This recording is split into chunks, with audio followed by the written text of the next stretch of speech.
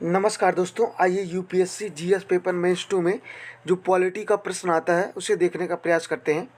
हमारा प्रश्न दिया है शिक्षा और भाषा नीतियों को लेकर केंद्र राज्य विवाद, जैसा कि हाल ही में तमिलनाडु बनाम केंद्र टकराव में देखा गया।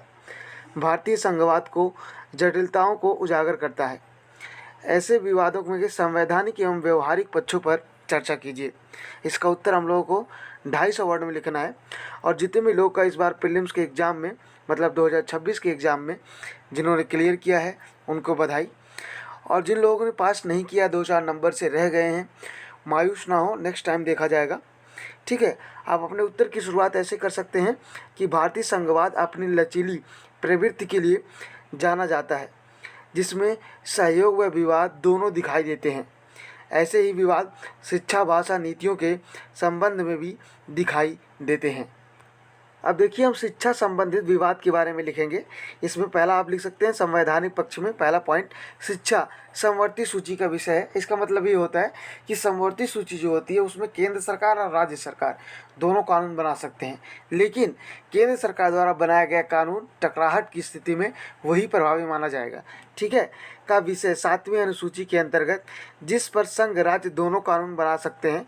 परिणामतः संघ राज्य राज्य कानूनों में संघर्ष दिखाई देता है। ठीक है, दूसरा पॉइंट आप लिख सकते हैं भाषा विवाद को लेकर अनुच्छेद 350A में है कि मातृभाषा में शिक्षा दिए जाने का प्रावधान करता है, साथ ही उच्च शिक्षा संबंध में भूमिका राज्य को प्रदान करता है, जिससे संबंधित विवाद होते ही रहते हैं आए दिन। आप देखते होंगे तमिलनाडु में ज़्यादातर नॉर्थ इंडिया और साउथ इंडिया के बीच में ऐसा होता रहता है। तीसरा पॉइंट आप लिख सकते हैं संवैधानिक प्रावधान, जिसमें अनुच्छेद 29 और 30 को अगर आप देखेंगे तो उसमें अल्पसंख्यकों के भाषा में शिक्षा का अधिकार सुनिश्चित करता है। ठीक है, चौथा पॉइंट आप लिख सकते हैं संवैधानिक प्रस्तावना, जिसे विचार अभिव्यक्ति स्वतंत्रता मौलिक अधिकार अनुच्छेद 25 और 26 में लिखा गया है आपको कि शिक्षा संबंधित प्रावधान विवादों में आ जाता है। ठीक है, ये मौलिक अधिकार हैं, उसके बाद भी इस तरह की स्थितियाँ पैदा हो जाती हैं कभी कभी। अब आप व्यवहारिक पक्ष लिखेंगे। इसमें पहला पॉइंट आप लिख सकते हैं संघ राज्य संबंध में राजनीतिक आयामों से भी प्रेरित होते हैं। फॉर एग्जांपल, मान लीजिए केंद्र में दूसरी गवर्नमेंट है और राज्य में कोई दूसरी गवर्नमेंट है, तो इस तरह की स्थितियां विद्यमान हो जाती हैं। फॉर एग्जांपल, महाराष्ट्र द्वारा त्रिभाषा फार्मूला जो नई शिक्षा नीति में है उसका विरोध किया गया। ठीक है, इसे लागू करने से इनकार किया गया। उस समय महाराष्ट्र में कांग्रेस, एनसीपी और उद्धव ठाकरे की जो पार्टी है शिवसेना, उसकी सरकार थी, तब ये किया गया था, इनकार किया गया था, क्योंकि केंद्र में दूसरी गवर्नमेंट थी और राज्य में दूसरी गवर्नमेंट। इस तरह की स्थितियां होने से भी टकराहट आ जाती है।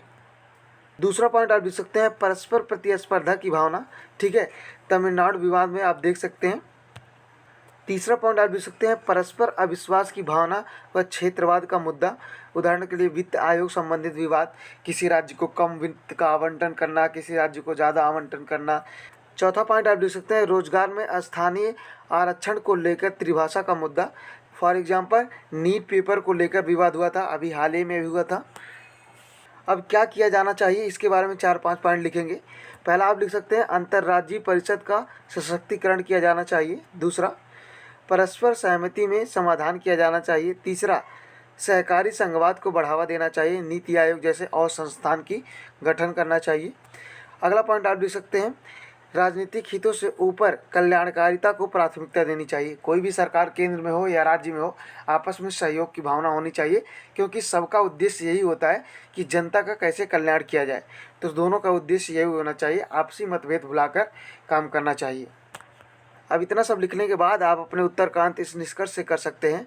इस प्रकार भारतीय संघवाद को इंद्रधनुष के विविध रंगों के समान है, जहां प्रत्येक रंग विविध व विशिष्ट है। संवैधानिक व व्यवहारिक आयामों से समाधान सुनिश्चित किया जाना चाहिए। Thank you so much for watching this lecture.